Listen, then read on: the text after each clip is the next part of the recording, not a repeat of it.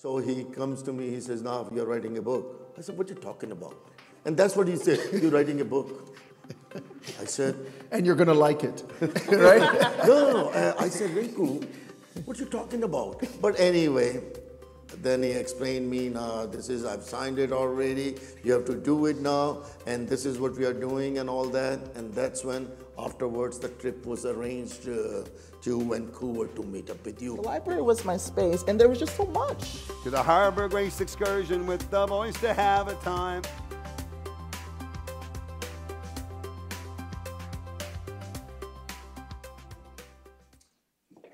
Nav and his good friend Rinku have a line that I regularly, I shouldn't even say borrow, I just steal it, but I always give them credit. And when it's for a great cause and it's going to help people, they always say, you don't have to sell me, just tell me. And that's the reason why I'm here today for this cause. Elspeth, we needed 2 hours. I don't know why you gave us just 45 minutes. we need 2 hours. We're never going to get through it with all the Q&A and all the stuff that. And just a quick story for me. I met Nav in 1995. We were just talking about it in the green room. The first night, there was a buzz and whirlwind of activity, and I barely took it in. And I've been covering the NBA now since I started with TSN back in '85. I've been covering it for that long, and I was a fan before that. But that first night, I just could not take it all in. There was so much going on. And then the next couple games were on the road in Indiana, and then against the mighty Michael Jordan and the Bulls on the Monday night. And we came home, and I remember looking around at our crowd at Sky Dome, thinking like, wow, this is beautiful. I'm a basketball fan. I'm a basketball guy. I was at the Olympics in '92 with the Dream Team. I grew up, learned to play basketball on the streets in New York. And I looked around, I looked at all the different faces and people and how representative basketball is, just like it is here as I look out here. And I remember looking on the baseline and seeing a turban. I'm like, look at that. That is fantastic. We have everybody represented here. And Nav and I have been friends ever since. Yes, and it has been my pleasure. No, my pleasure. My pleasure. And I was just saying, we are going to most probably retire at the same time. 29 years we have been with the Raptors from the day one. And let me know, because I'm an older guy, so I need to make sure I have to pace myself. Tell me about growing up in India. India was how many Indians here? Anybody from India here? Good. It was good. I was from an average family. My father was a businessman though, and I was born, our factory, my father's factory, he used to make glasses and sunglasses and frames, and it was in a very poor neighborhood, like a village at the time. Now it has grown to a big one, and it was a poor area, poor neighborhood. So, I went to school in a private school further away because my parents could afford it. But it was fun growing up. I was good at school, but I was one of the four brothers. So my father used to be leaving in the morning and coming in the evening. My mother had to raise four kids, and it was tough. So we had to do little by little things. We had no water in the taps. We didn't have any washrooms or bathrooms. We had no water. And I was born on the second floor of an old building, and we had to carry the water every morning and every evening to make for all the things, for the necessities. So it was, a struggle in that way, but otherwise the life was very simple. That's where the line comes from, right? Carry wood, chop wood, carry water, right? Water, yeah, that's it. So that's, and I saw a lot of poverty. I mean, like I said, we were okay, but I saw a lot of poverty in that area, and that's why till today, if I go to a restaurant, I don't waste food or I don't waste water. I respect that. Because as a child, I have seen people picking up food from the dumpsters.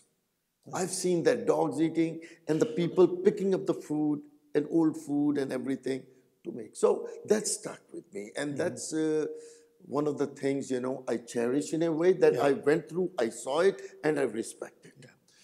Tamara, I'm sure you heard lots of these stories from Nav in scripting this book with him. And I can only imagine what a massive undertaking it is. Tell me what it was like writing the book with this guy. Oh, it was such a trip working with Nav. He was not very open at first. Nav is, you know, the person that you see here, he is open, he's authentic, he is fun, he is genuine, but he's also very careful about guarding his private life. Yeah. And in this book, it was supposed to be a tell-all, so I had to get him to open up. And so how'd you do that? It took me a long time. And I think what eventually ended up bonding us was that we realized that like my family is from the same part of Punjab that his family is from. Okay. And we lived, you know, like my family home in India and his family home 5 minutes apart from one another. When we moved to Mississauga, my parents immigrated a couple of years after Nav, but again, we were just like a couple of streets apart. Wow. So there are many moments where I think that I look at Nav and go, you could be my grandfather. So for both of you, okay. You see now, and then he had the retirement quip, and now it's just like boom, just like smacks us in the head. He's never retiring. If you notice the table of contents in the it says retirement with a question mark, because I don't think Nav's retiring anytime soon. There's no retirement. Paul, you just go on to different projects. Paul, I want to mention you. It was initially very, you know, sort of question mark in my head, and my manager, Rinku guy, interviewed like 5 people. Rinku, can you get up in the back? Stand up in the back. This is the guy. That's the guy. Yes. So, but then I flew to Vancouver. She's from Vancouver. Yeah. So I flew to Vancouver. We had a bite to eat. And then she came to Toronto for some games to understand what is Nav all about and absorb me. He's a rock star here, isn't he? Huh? He's like a rock star. So, you know, but then we opened up, and she has a way to get you opened up. And she did. Dude, women do that. Women do that. Kudos to her. You know, she has a way. She knew when to, and we did a lot of work on the Zoom, by the way. We were a lot of time on the Zoom talking for 3 hours, 4 hours. So let me ask both of you. I'm Jamaican born, and I know why my parents came here and how, like the whole thing. Both of you being from India, why Canada? And why this Toronto? Why not? I mean, a lot of my friends from Jamaica, oh yeah, they went to Canada. Where? Winnipeg, Fort McMurray. I'm like, how does people from Jamaica end up? One guy, his dad is working on the pipeline. He's in Northwest Territory. I'm like, wait, how? So why Canada and how this area? Just quickly. Well, for me, 1984 was a very tough time in India for the Sikhs. I'm a Sikh. And it was a very tough time. We were being massacred. You know, there was no safe haven for us in our homes or in our temples. And there was a genocide. And, you know, that was the time I had to as a family, our business was destroyed. My father lost his life. But you know what? That is the time I applied here. And I was lucky to come to Canada. And I got the visa, me and my wife, who just got married a little bit earlier, a year earlier, and you know, we got the visa, and we were most excited. And my first thing was Malton, and that's where I started. But you know what? There is a lot of stories you're going to read in the book about my initial challenges, the speed bumps, and all that. Okay, you just killed one of my questions. I'm taking that. I think my parents' reasons for moving to Canada, it wasn't my decision, it was my parents' decision. And the way they describe me is that I was a rebel who was not going to fit in growing up in India. Like, but I mean, look now, you're breaking barriers and blazing trails now as a female minority, as a award-winning, you know, producer and writer. That's trailblazing. Thank you. I appreciate that. But yeah, they basically figured that there's no way this girl is going to put up with some of the patriarchal issues that exist in India. We talked about it in the book. And so they just figured it was better to have me live somewhere else. Okay. And so we applied to literally everywhere. Canada was just the first country that accepted us, and so we moved here in 2000, and yeah, this has been my home ever since. I do want to talk a little bit. I don't want you to give the book away. We're not going to, spoiler alert, but both of you I know faced issues around, and I do too as a black man of color, around racism, stereotyping, and trying to overcome that. Tamara, I'll start with you. How were you able to accomplish some of that? I think there are some things, Nav and I were really able to relate on this issue for different reasons. One of the key points, I think, for me when I really faced it was 9/11. That happened shortly after my family moved to Canada in 2000. And so in 2001, 9/11 happened. And it was just a very difficult time to try and parse, as somebody who was a teenager at the time, to try and figure out how are, you know, as an Indian, what do you have to do with the events of 9/11? But just as Nav was facing it, people would assume that they would call you things like a Baki or things like that. And my parents faced things like that as well. And so I think it was a really challenging moment. My brother, to this day, he is pulled aside for random checks. Oh. Every time we go to the airport, it's always him. As a young South Asian man, he is always pulled aside. Been there. So it's just part of reality. And I think that what Nav and I share in common there is that we're both very proud of where we come from. And so that has been what has kept me going. It's like, I know that Indian food is the best food on the planet. So I'm just going to eat it, and I don't My care. partner thinks that. You'll get a run from me as a Jamaican, though. But like, if I want to eat my rajma chawal, no one's going to get in the way of eating my rajma chawal. Yeah. Like, I just know that. And so that, for me, is where I sort of just, I know who I am, and so that the rest is just noise that you have to get through. I was a school principal at the time, 9/11, and there's one of my favorite people here, Zaim, was in the school that I was at before, and I moved to a school in York Region, and 9/11 happened. I remember, all of us as educators remember that day, and the time it happened in the schools, and the next morning, it broke my heart. A little guy in grade 1 came in, and his name was Muhammad, and he said to his other friend, "They don't like us." And it really broke my heart. But Nav, I know some of it, and I haven't read the entire, but you came to Canada amidst the stereotype and the racism and overcame it in a totally different field. Yeah. Like, this was what you went into in that business it was something you had never done before. Well, you know what? I was a mechanical engineer and with a solar designer at that time, and I applied like a lot of places when I first came. And you are excited, you are excited to get your first basement for $350 in Malton, and you leave it open, and it's the safest place in the world, And there you go look for a job, and you're going from the morning till evening for first few months, and then nobody wants to hire you. Nobody wants to hire you with a turban and beard. And finally, and so I started doing a janitorial job, because we the Sikhs are very proud we believe in dignity of labor, and we don't beg things. You can be all around the world, you can be all around India, there can be thousands of beggars, India is known for the beggars, but you will never find a guy with a turban, a Sikh beggar, ever begging.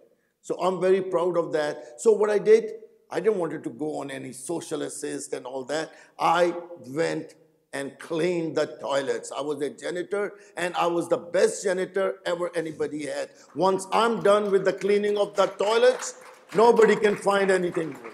So I was the best. I was passionate. And, one day, then I just got a job. You passionate? No. No. So, you know what? His sponge was actually heart-shaped. This was in detail. So he did put his passion into it. You know what? I love what I do. I don't otherwise do. And let me tell you something. That one led to another thing, to be the car salesman. I got a job at Rexdale Hyundai. And, I'm going to share with you, that was my lowest day, my first day at Rexdale Hyundai. Because there were 9 Caucasian salespeople who called me. A lot of things. Some I understood, some I didn't understand. I didn't understand at the time. They were calling me towel head. They were calling me diaper head. They were calling me Paki. No, I said, I'm not from Pakistan. Maybe they're confused. I'm from Pakistan. I was not from Pakistan, but I found later it's not good. But that was my lowest day when I saw 9 people. You are gone, dressed up, first day in your new country, the real job, car salesman. I prayed on that day. And I said, God, help me out.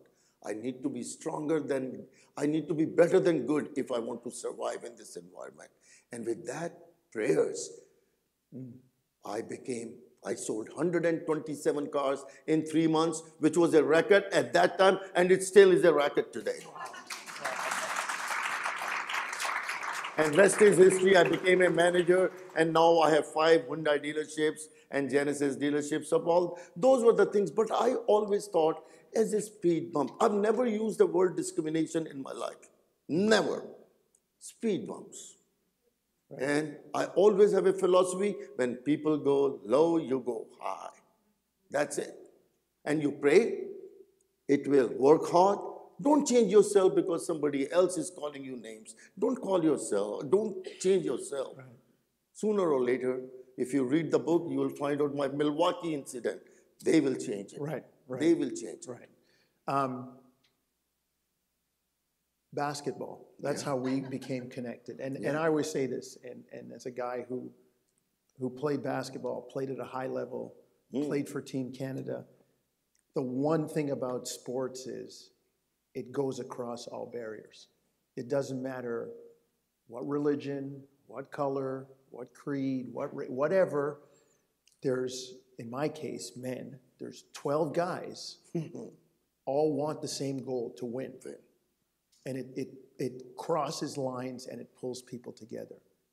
But you weren't a basketball player, but you were able to cross the line to pull people together. How did basketball help you in this direction? Because that's, I mean, as much as your car dealerships are known for records or whatever, we're here because you're the super fan. And it's your connection to basketball. It's our connection in that way that that has helped foster this. And now there's the foundation and everything else, and it comes through Nav and basketball. Put the two together.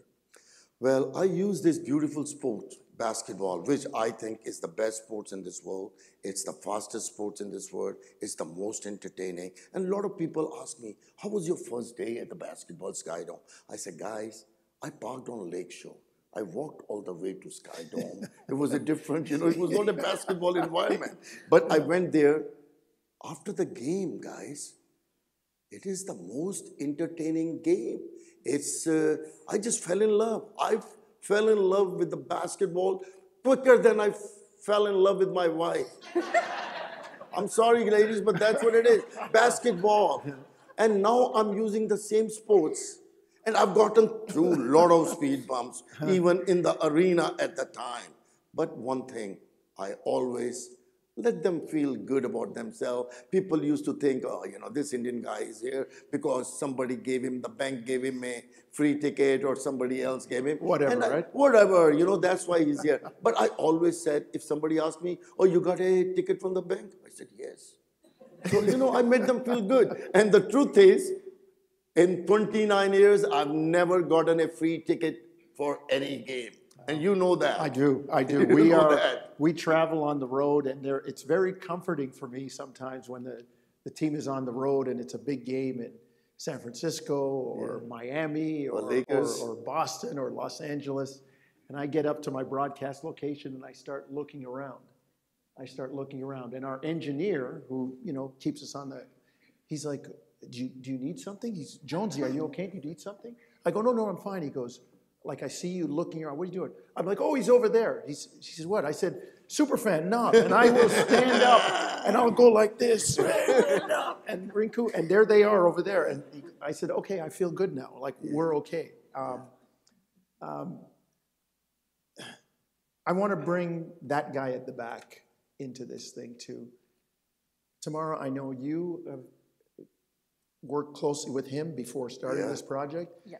And tell us about about Rinku and how the two of you have come together. And Well, in 2014, our team wasn't that great no, at the we time, weren't. right? We weren't. So I had a friend whom I became a really close friend. And if you read the book, you will find how I became the friend with Coach Woody. 34 and 48, I think we were. Yeah, we were. You know the numbers. I'm an old guy now. I don't. I only remember that in 2019 I got the ring, and 2020 I was in the Hall of Fame. Those are the things I remember. She always tells me, there she is over there, wave, Yeah. wave please. She always says, Yeah. why don't you wear your ring? I said, I should, but Yeah. it's okay. When I'm around Nav, they'll see the ring anyway, right?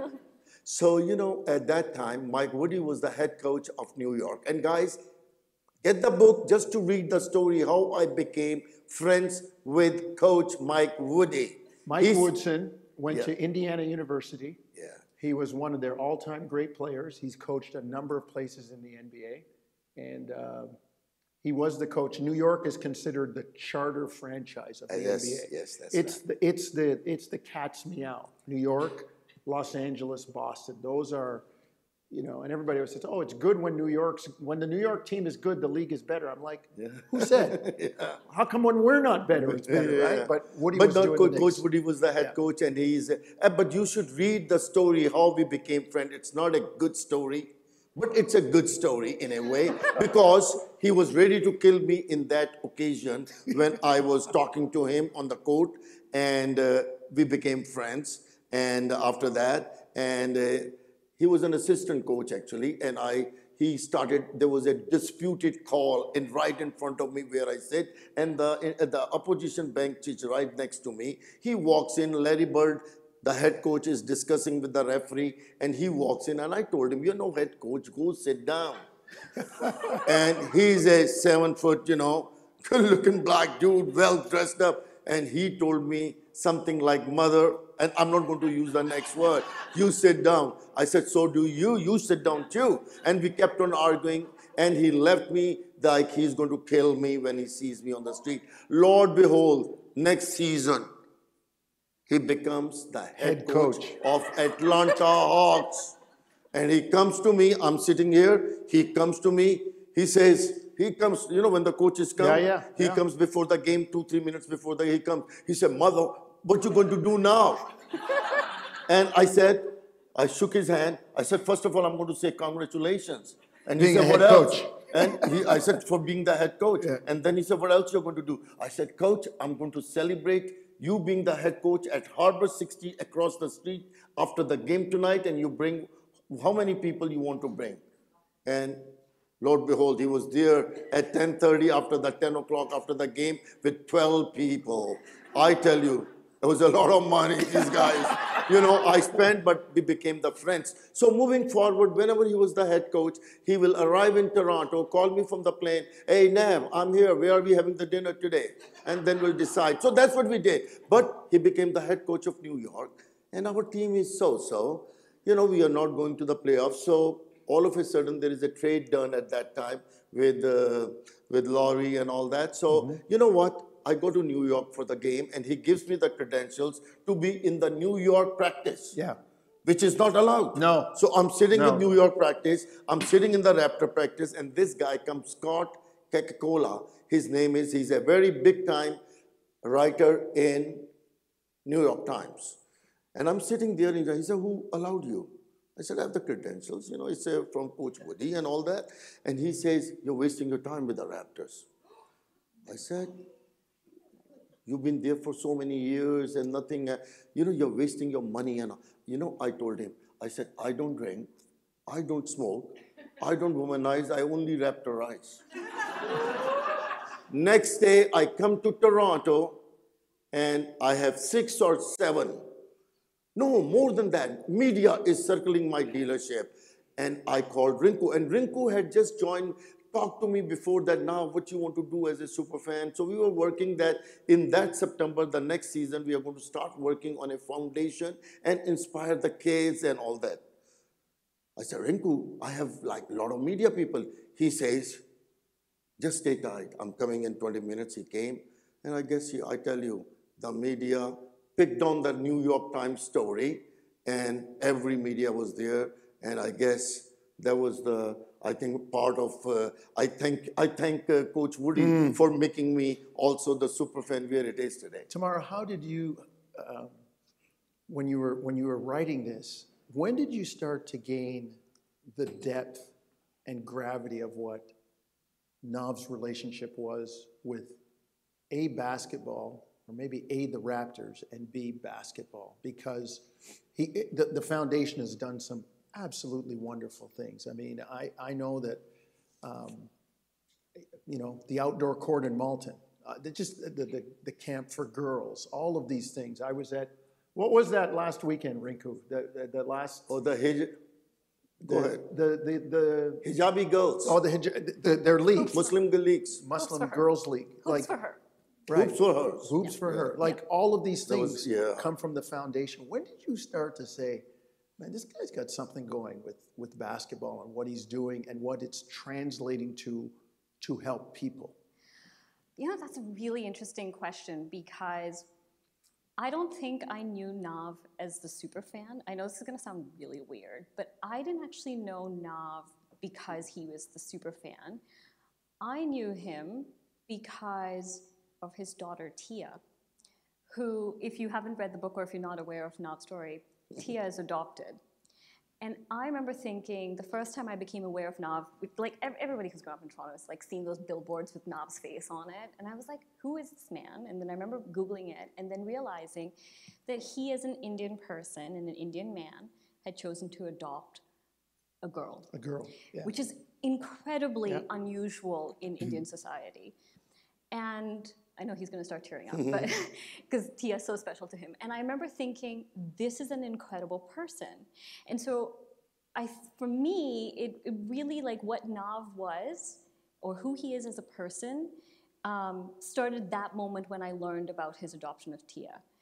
And for me, that is kind of what made me realize that this is what Nav's basketball fandom relationship is all about. He's using basketball to uplift other people around him.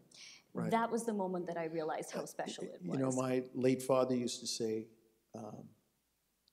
basketball should be a means to an end and not an end in itself. What are you going to help how is the game going to help you to get somewhere else, to do something else, to accomplish something else? And my friend here has done that in spades.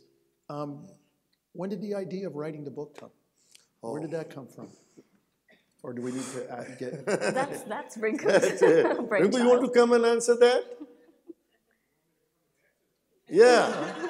Unless you want to yell from the back. Okay, I will. You know, everybody, I think, I don't know, there was a documentary made, again, by CBC, and it was a Superfan. So after that, and that was a pretty good documentary. It was a great documentary. Yes, it was a, you know. It's on CBC, by the way, which is where I work. What's that? Yeah. The company line. Yeah, but anyway, after that thing, I believe the Penguin Book people who are here also today, give them a big hand to Penguin Books and Double P. Raise your hands, Penguin Books and everybody, raise your hands. Yeah. They came, I believe, to Rinku. I didn't know that. Rinku does a lot of things which I find out later on and at the last moment. So he Nav's like the dad when the mom buys the gift and the kid opens it, and the dad finds out at that time what the kid got for the gift at the same time. He literally did not know, Nav did not know that he was meeting me until he got off the plane in Vancouver. And then he was like, so Rinku, what are we doing today? And he's like, you're going to go meet your co-author. And he's like, what? And so we literally met 5 minutes later. Yeah, so, you know, and so anyway, Rinku comes to me. Rinku, I guess the Penguin Book, and I'm so thankful to Penguin Books, and, you know, they are the best publishers in this world, you know. And when he told me that, you know what, Nav, I think he talked about it, and they came to him that we need him to write a book and all that. So he comes to me, he says, Nav, you're writing a book. I said, what are you talking about? And that's what he said, you're writing a book. I said... And you're going to like it, right? No, I said, Rinku, what are you talking about? But anyway, then he explained me, nah, I've signed it already, you have to do it now, and this is what we are doing and all that. And that's when afterwards the trip was arranged to Vancouver to meet up with you. It was not to me, he never told me we are meeting you. We are going to Vancouver for some other things, for the charity things and all that. And that's when he pulled and said, now you're going to meet her. And that was literally when I got out of the hotel. And he says, that's the restaurant, the one across the... Cactus Club. Cactus. Oh, Cactus Another Club, yeah, Cactus yeah. Club institution. So that's right by the hotel. Where Hotel, the team stayed. that's right. That's it. Tamara, what did you expect going into this project versus what actually happened? Like, we go in with these visions and, I'll tell the basketball story. The trivia asked for the smallest player ever in the NBA. It was Muggsy Bogues. But there was a guy, Muggsy was 5'3". There was a guy 5'4". His name was Spud Webb. Yeah. And he was this legendary player. And like what you think and what you expect, Coach Jim Valvano said to his assistant coach, the assistant coach says, we got Spud Webb. He's coming to our school. So they go to the airport to meet him. And this 5'4" guy walks off the plane. And Jim Valvano turns to the assistant coach. He says, if that's Spud Webb, you're fired. So you must have expected something like, Nav and the Superfan, whatever. Yeah. What did you really get? I walked in expecting a celebrity, and I had my guard up. I was just like, oh, okay, I know why we're doing this. Another diva, right? Another diva. Yeah. He's going to be a big shot. He's going to have all of these ideas of how the book should be written, even though I'm the writer. That's okay. We'll make it work. I'm sure I can figure out how to handle him. And there was no handling necessary. What really, I think, took me by surprise was just how genuine Nav is. This Nav is the real Nav. And that really surprised me. And I didn't expect somebody who is such a big deal to care when I landed in Toronto. Like, he called me the second I landed. He was like, are you in the cab? Are you okay? Have you reached the hotel? Like, he was taking care of me in a way that made me feel really cherished and special. And that is just who Nav is. If he decides that you're part of his family, his Once crew, you're in. You're I know, in. I know it. And that's a really special feeling. Yeah. And I think that it's so wonderful that for somebody who's so well known, he's just so nice. He's so down to earth. Now, don't get me wrong. He does have the big diva personality. He does. When he wants, when he needs. Wants, when he needs to. And we all kind of stand there. His wife, Arvinder, and Rinku and I have sometimes just stood there and gone, okay, we'll let Nav do what he needs to do, and then we'll bring him down a notch or two. So my friend, for you, because there's a question around the retirement and all that. Even when there's retirement, there's not going to be retirement. There'll be other things to do. Where next? Like what? Like the book? Is there going to be another book? Is there going to be a movie? Like what? Like what's next? Well, another book. Rinku signed Another a book. deal. You didn't like that, Tamara? Not right now. Rinku signed a deal with a Hollywood producers for a Hollywood movie. And again, he told me that now we are writing a... Rinku, could I have a character that doesn't die? My character doesn't die? So anyway, I'm in Victoria, and he says, well, now, can you please come, Rush? We have a Zoom meeting. And that was the Zoom time, Right. He says, oh, no, and I'm waiting. He says, oh, you're going to see the guy who's going to play your role. And, it's Cal Penn on the TV. I didn't know much about, I don't... He says, I knew that he was an assistant to President Obama, and he wrote and he acted in some movie, and he's a great actor. But Guy, I looked at him, and I said, Cal Penn, I'm sorry, but I think Rinku has made a mistake. He says, why you say that? I said, Cal Penn, and this is the truth. Rinku will tell you it is the truth. I said, Cal Penn, look at yourself. And look at me. I'm known for my looks, and look at your looks. I'm known for three things: looks, better looks, and ultimate looks. And he says, Nav, I'm a big fan of the Superfan. I've watched you. He's a fan of the New York Knicks. So he says, but I've seen you let me tell you, with a little bit makeup, I'm going to be good looking. Maybe not as good looking as you, but I'm a good actor. I said, that you are. He says, we can walk together on in the Oscar. I said, deal done. And I said, we are done. So the movie is coming next. It's going to be about the Superfan. Beautiful. And it should be in next year and a half. Where's the premiere, in Toronto or LA? Of course, Elgin Theatre. Okay. I just need to Elgin know. Theatre. I just need. Of course. You know, she needs to buy a dress, and I Yeah, need to have a yeah, nice of new course. suit, right? So, folks, you got to read the book. You got to read the book. And I will, full disclosure, I haven't read the book, but I'll you tell know my story. But and I've you love it. lived the book. I've lived the book. It'll be one where I get to stories like, okay, I remember this one. And I'll be looking to see if there's anything a little bit deeper that I didn't know. But Nav, players, celebrities, I watch you. Tomorrow night, the Raptors will play the Knicks. Of course. OG Anunoby will come home. Yeah, Brunson will be there. A lot of And other. Spike Lee might show up. He Yeah. showed up last time. Yeah. People gravitate towards this man. You can't miss him. Even last night, the love of my life was at the game, and she sent me a text saying, "Where's Nav tonight?" I said, "Wait." Like, I looked at the text, like, "Why you? I'm in the middle of the game. Why are you Yeah. asking me where's Nav? He Yeah. sits in the same Yeah. spot all the time." She goes, "I can't see him." "Oh, there he is. He's sitting in the second row." Yeah. Last night, you were Yeah. sitting behind somebody. I'm like, Yeah. "Oh, the cameraman was too big in front of him." Okay, you saw him. Because a couple seconds later, I got the note that said, "Oh no, he's there." Like, the game can't be played if Nav's not there. Never missed a game. Never missed a game. Never left early. Never left early. And there's a lot of stories about that also. Why? And a lot of people ask me, hey, you know, why your wife is never there? Are you married? Well, read the story. Yes. What's the story? Why doesn't she show up now? And a lot of people time ask me, oh, now, what was that player talking to you about? What was Kobe telling you? What was this coach telling you and all that? So, you know, this is all in this book, and you're going to love the book. 2 stories. Tell me about what happened, or tell us about what happened in Boston. Oh, Boston. Okay, Boston. I went to Boston wearing my proud Raptors jersey, Superfan, 95.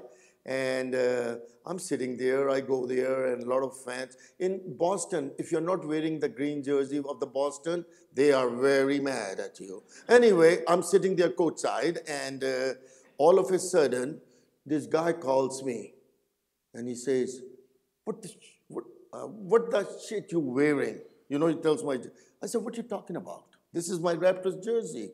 He said, your team is this and that kind of a thing. And all of a sudden, cameramen are coming around me and all that with me. And, I said, Rinku, I know I'm popular, but not that popular that all the things all the cameramen are coming. I found out this guy was, what was his name? His burger's name? What is the name? Mark Wahlberg. Mark Wahlberg. He says, nah, that's Mark Wahlberg. I said, so who's he? He says, oh, he's an actor and all that and this and that kind of a thing. Well, anyway, I went to him. I said, Mark, when you come to Toronto, you can wear your Boston jersey and sit with me next to me. This is exactly what I told him. And in the halftime, his people came and he says, now Mark wants you to come and have a drink with him in the special room, in the lounge. And so we became buddies. Nice. This is how it happens, This is how it happens. And there are a lot of other stories which have happened. Well, you're going to tell us one more. You're going to tell us, because we're going to open it up to Q&A from, I'm sure some of you people have that, and Elspeth has the mic. You're going to tell us one more about DeMar with your car. Now, I'll say this. DeMar DeRozan, to this day, is still one of my favorite all-time Raptors. Our favorite. Yeah. He came here after 1 year of college as a teenager. Maybe he turned 20 during his first year. Yeah. And he grew up here, got married, had kids here, whatever. And when DeMar was drafted, the front office, Brian Colangelo and Mark Eversley, came down, and all the media, we were working in the media room, and they're like, we got our guy. Yeah. I'm like, yeah, okay. Like, you know, like as Tamara says, oh, Diva, okay, yeah, we got our guy. Everybody on the draft night says, we got our guy. Like, we're going to have a star. And the assistant general manager, Mark Eversley, who's now the general manager for the Chicago Bulls, said, Jonesy, you're a basketball guy. This guy's going to be a 10 to 15-year pro. And I sat back and I said, that's a bold prediction. But it doesn't come unless they know something. And DeMar still is one of our favorite Raptors. Favorite Raptor. Favorite guy, good human being, and my little brother, I call him, and all I have to do is, you know, ask him anything, and you know that very close to me every time there is either before the game or a half game, we hug each other for a minute or so and all that. You know, we are just, you know, he's an amazing guy. His kids were born here. We always say, he says, Nav, they were born, but they were raised on your lap. These little girls will play because I had 2 seats given to Tamara Baluja and his wife, to his family. And they will sit here, they will play with my beard, they will do that. They will tell me that my shoes are better than your shoes and I will play along with them.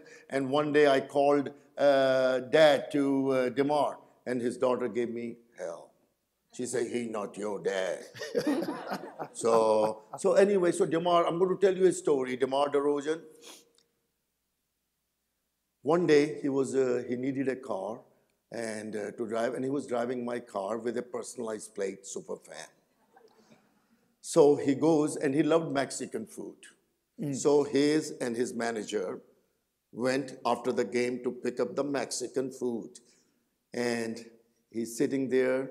There's a tint in the glass, you know, and 2 kids are coming. DeMar tells me very nicely. He says, 2 kids came running on the bicycle and, you know, he opens the window thinking that the kids want him to sign or take a picture. The kids say, oh, we thought it was a super fan, sorry. And they left away. And that's DeMar DeRozan. And after that, he says, I'm never going to drive your car with that. And he hasn't. So that's one of the stories, yes. This book is full of great stories, I know, because I know the man and I know what a great writer and co-author we have here.